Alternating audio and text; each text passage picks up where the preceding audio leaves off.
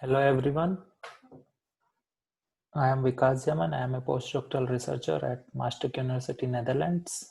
Today I am going to talk about TailX, which is a multi-get scheduling algorithm to improve tail latencies in key value stores.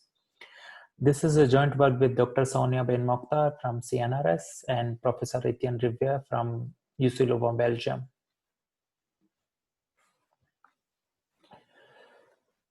Today, users of interactive services such as e-commerce, web search have increasingly high expectations on the performance and responsiveness of these services. Indeed, studies have shown that a slow service directly impacts the revenue. For example, Amazon says that a 100 millisecond latency penalty cost them 1% in their sales loss. Similarly, for Google, a delay of 400 milliseconds in search responses reduces their search by 0.474%.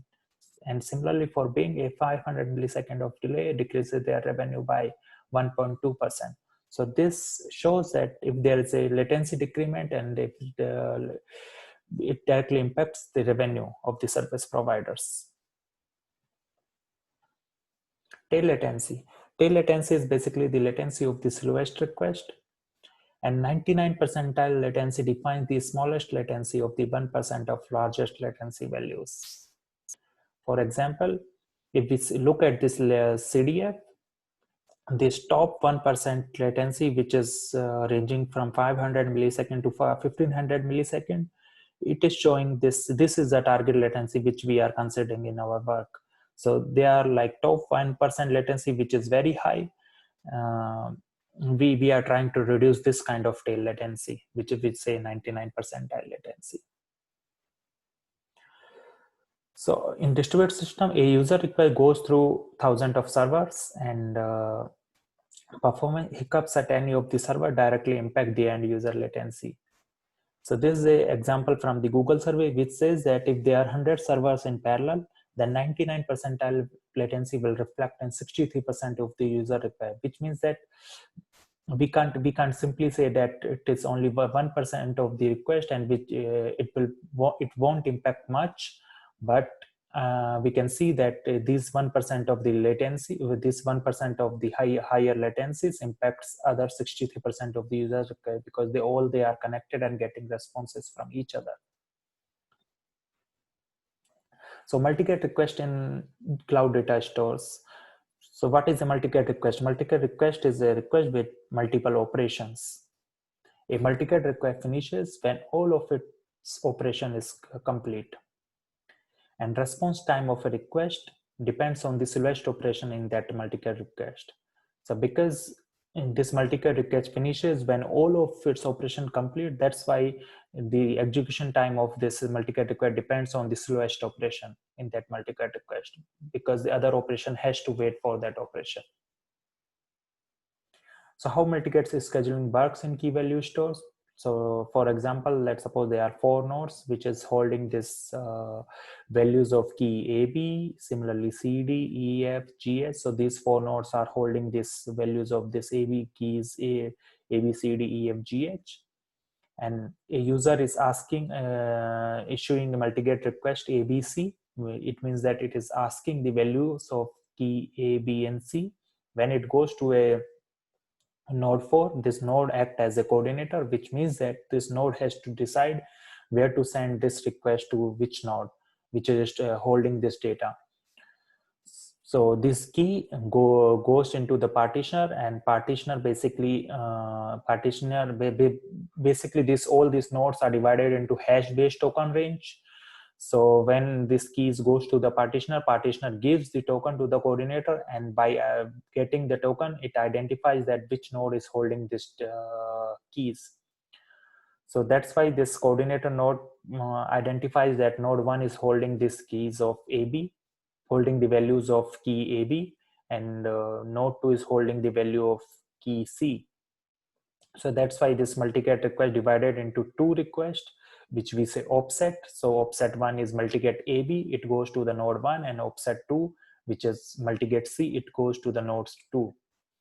And after that, this the response is received by this coordinator node. So we can see that this response is received, the value size A, B, and C is received by the coordinator node.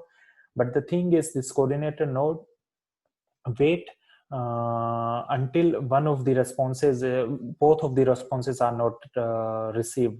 So if value size AB, this multiget AB received very earlier, so it will wait for the C, or vice versa. And then after getting all the responses, it returns the value of ABC to the user. So this is how multi-get request scheduling works in the key value stores. But the problem is, can we reduce latency by applying better multi-get scheduling algorithm? Workload heterogeneity is the norm.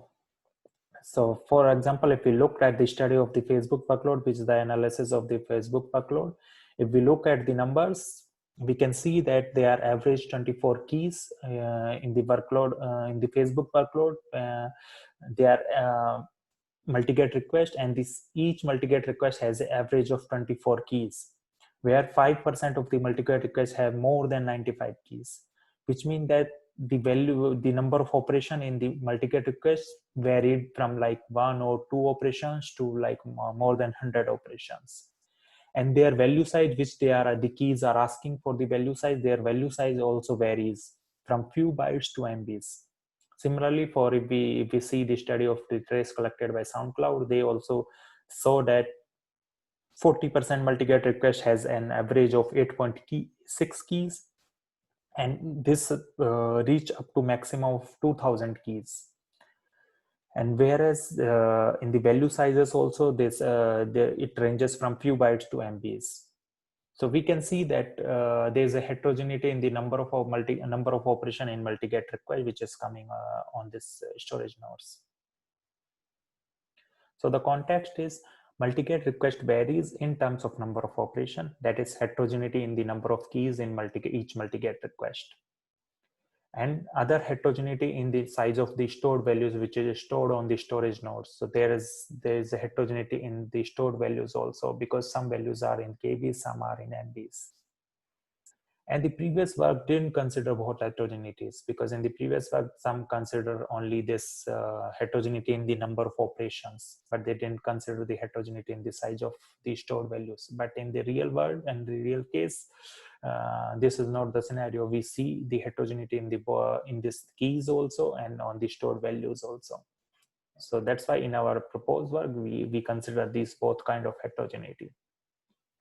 But what are the challenges? The first challenge is service demand is unknown. So when the request is coming to a client or the coordinator, this coordinator doesn't know about the service demand of that request. That it doesn't know that in how much time this request will execute. So without knowing this, it is very difficult for the coordinator to schedule that request on this servers. That's why this is the first challenge, that how we can identify that, or how we can identify the approximate execution time of that request. Second challenge is need for coordination, because if we can see that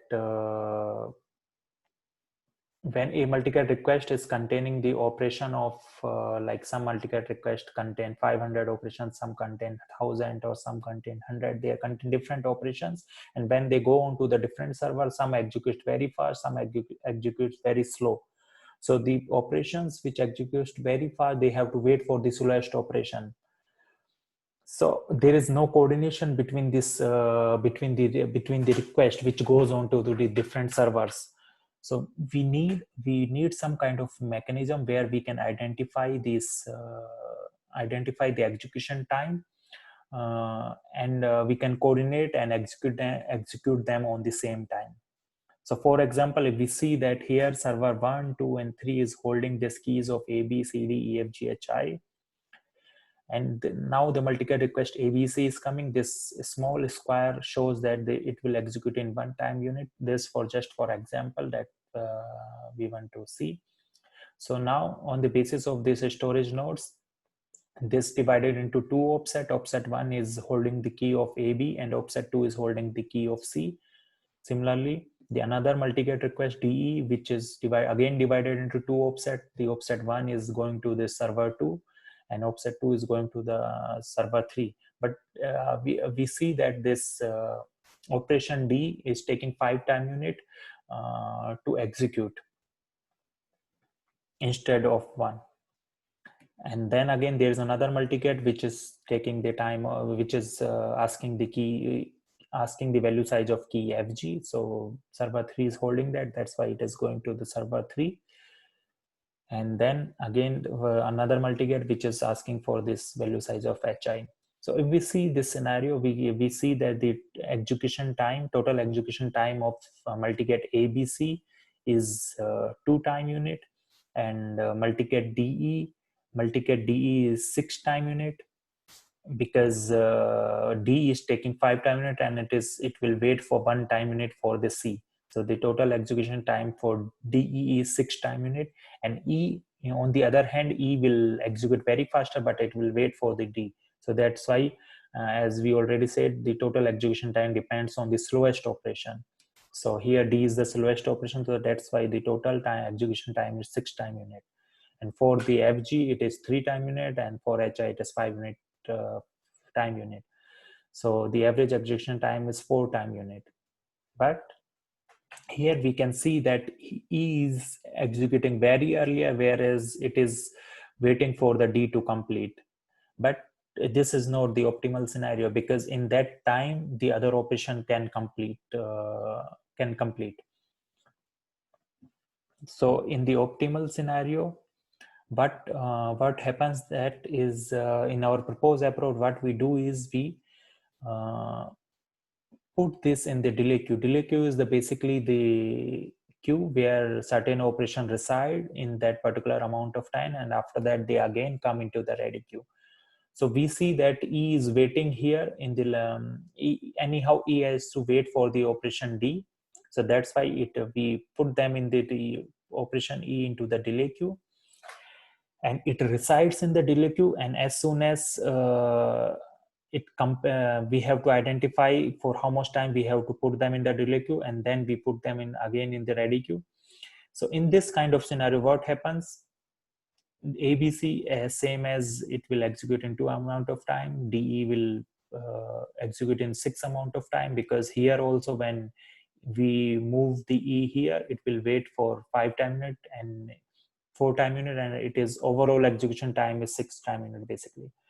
But here if we see that FG is execution in 2 time unit instead of 3 time unit, because now we put E in the delay queue and FG directly comes to the server. It doesn't wait for the E to complete, so it executes directly and it is executing 2 time unit.